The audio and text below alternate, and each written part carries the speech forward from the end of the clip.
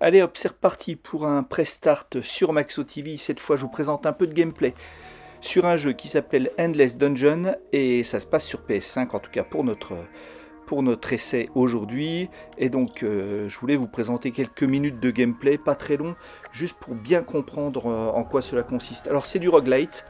Donc on a des niveaux qui sont générés aléatoirement, comme vous le savez, et puis vous allez mourir, vous allez échouer, et au fur et à mesure de vos échecs, vous allez quand même pouvoir améliorer vos personnages, vos armes, de manière à pouvoir recommencer avec un tout petit peu plus de chance probablement.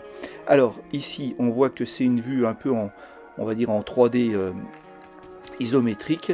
Vos personnages se déplacent et on est en twin stick, c'est-à-dire que le stick gauche pour déplacer, le stick droit pour pouvoir viser, et après la gâchette pour déclencher le tir. Vous pouvez transporter deux armes à la fois, et puis vous avez quelques pouvoirs qui se déclenchent au fur et à mesure.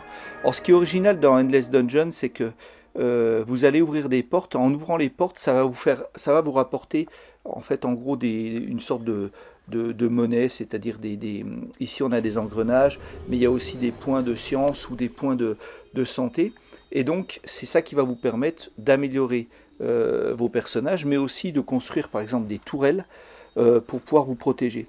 Mais le paradoxe, c'est que plus vous ouvrez des portes, plus vous avez de chances de tomber sur un nid de bestiole, comme c'est le cas ici. Et du coup, d'ouvrir une porte qui, à terme, va être dangereuse pour vous. Pourquoi ? Parce que régulièrement, le jeu déclenche des vagues d'ennemis. Et là, si jamais j'ouvre une porte qui me permet d'accéder certes à un coffre, mais que à cet endroit-là, il y a aussi un nid d'ennemis, ce nid va toujours être ouvert à partir de là, je ne peux pas refermer la porte. Et donc à chaque fois que j'aurai une alerte vague d'ennemis, j'aurai des ennemis qui sortiront de là. Et donc plus j'ouvre de portes, plus j'ai de chances d'améliorer mes personnages, mais en même temps, plus j'ai d'ennemis qui vont me tomber dessus. Donc à vous de faire les bons choix. Donc voilà, c'est ça qui est intéressant dans ce jeu. Et puis évidemment, il y a pas mal de loot, c'est-à-dire qu'on va récupérer des choses ici ou là, des coffres. Ici, vous avez un marchand pour acheter de nouvelles armes. On peut améliorer les armes, etc., etc. Et vous avez vu, un personnage me suit. Et ce personnage, je peux aussi lui dire de ne pas me suivre pour protéger une zone donnée.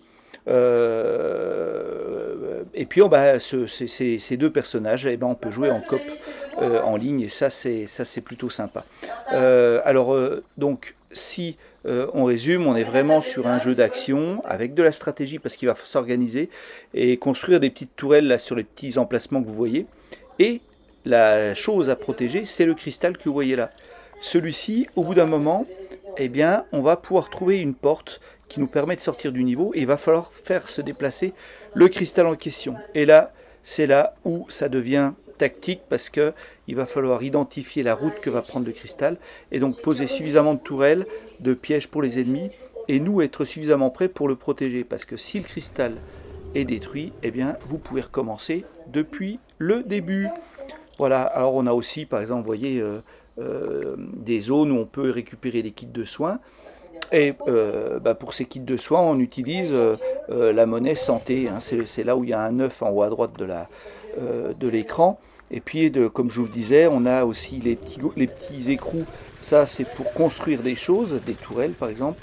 Et au-dessus, c'est pour la science. Donc ça permet de faire des recherches. Par exemple ici, de pouvoir acheter une amélioration.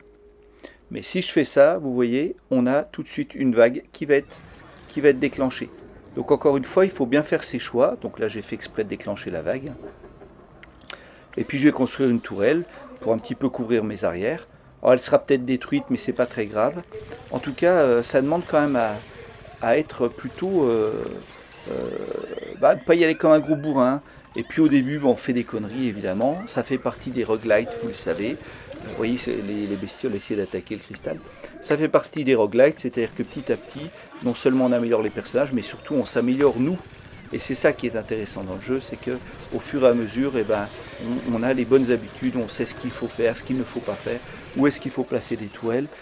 Quelle chose faut-il faire en premier? Peut-être ne pas explorer toutes les portes, parce que c'est ça qui effectivement dévoile un certain nombre de nids. Donc voilà, c'est plein de choses qu'il va falloir faire. Vous pouvez aborder le jeu comme bon vous semble, c'est à vous de voir la façon dont vous aurez d'attaquer ces niveaux, de pouvoir aller de plus en plus loin. Alors on va débloquer pas mal de personnages, pas mal d'armes diverses et variées, ce qui fait que le jeu est assez addictif.